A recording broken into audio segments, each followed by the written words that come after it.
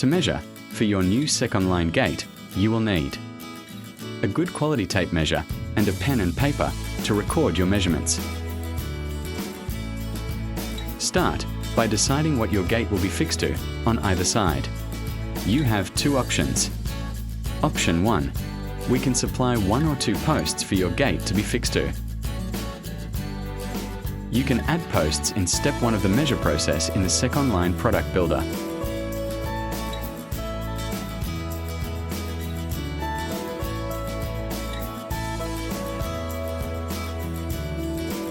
If you select bolted to the ground, we'll cut the post to match the gate height from ground level. Or, if you select concreted into the ground, we'll cut the post with an extra 600 millimeters of length so it can be set into the ground.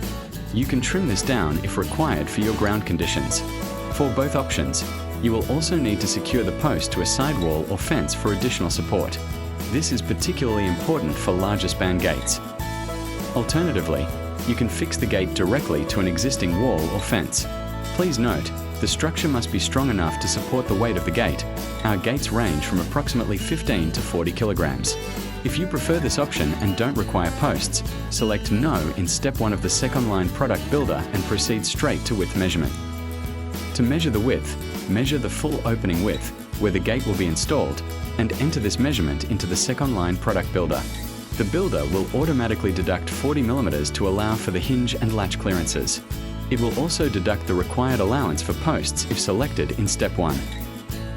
To measure the height, measure from the ground to the desired height of your gate and enter this measurement into the second line product builder. By default, the product builder will apply a 40 millimeter deduction to your height measurement for the gap underneath the gate.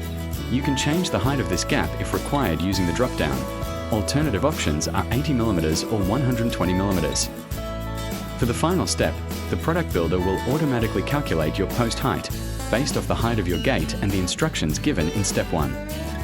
If you elected to concrete your post into the ground, you can edit this measurement if required. From there, click Next and proceed to checkout and payment. We recommend taking all measurements twice.